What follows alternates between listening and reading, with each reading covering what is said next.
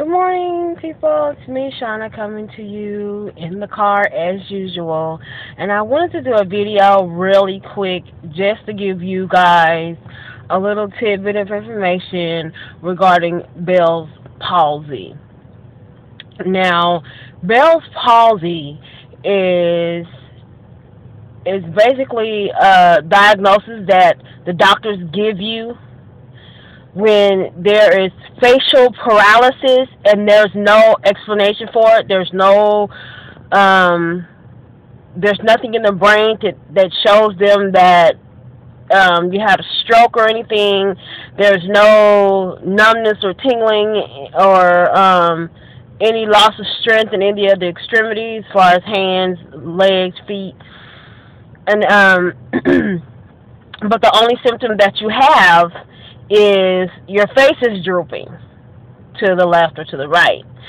And so what it is basically no one knows what triggers it. Anyone can get it. Usually it's younger, when you're in your younger stages, or like 15, 16, around that time sometimes it happens. And basically it's like well, this is their theory. This is a theory that's out there. There's many theories, but this is one of the theories that's out there, is that in the ear there's a small canal in the ear, and I'll show you where. Like right here in this area behind the ear, there's a small little a little nerve in there. That nerve. And what happens is, the theory is that there's an infection that gets into that nerve. And, you know, like anything, when there's an infection, it begins to,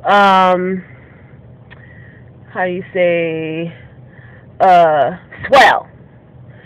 And because there's not a lot of space where this nerve is in that part of the ear, it starts to swell. And when that swells, it pinches that nerve, and then that nerve basically is like the main connection to all of the nerves in your face.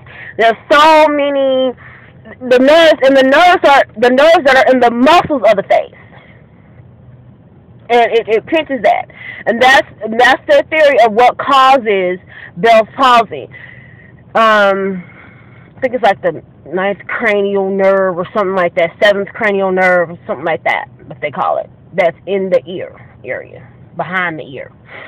And my symptoms when it happened to me, I think I was 28. I was 28. And what happened to me was, basically, I had like a ache behind my ear, and that certain spot right there was kind of aching. But I thought I was getting an ear infection or something, or, you know, something like that. I didn't think anything major of it. I went to bed that night.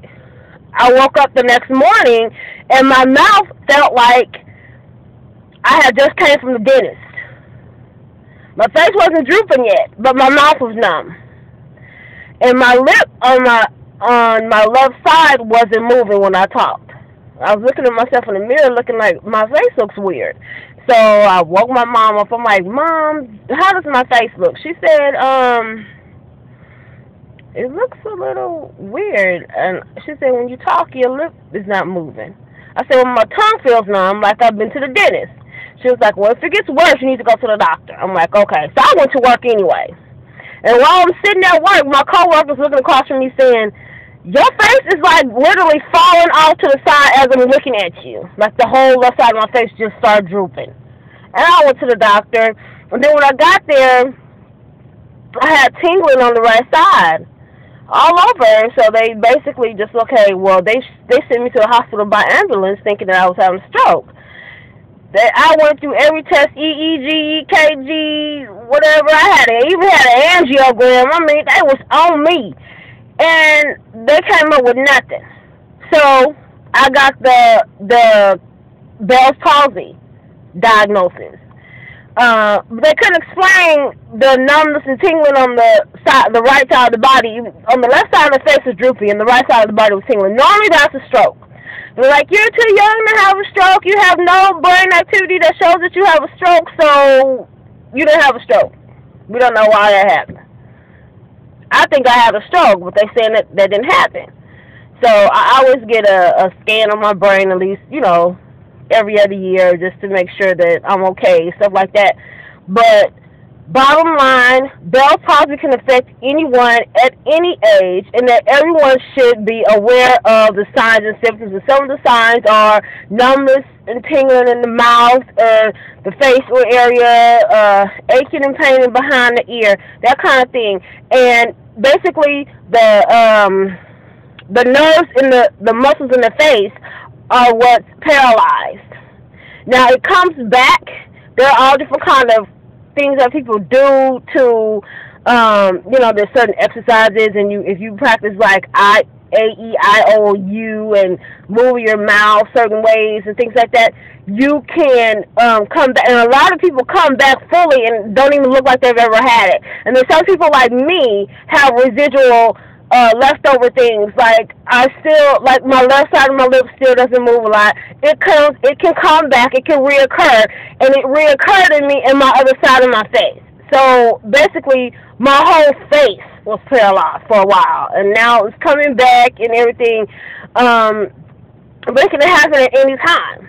You just have to keep hot compresses on it, and then practice moving your face and doing your exercises and doing this and massaging, trying to get the nerves to fire so that they can start back working again, because basically they're paralyzed and can't work. And you know how they always say it takes more to frown than to smile, which is true. But for me, I can't just smile regular. That's the extent of my smile.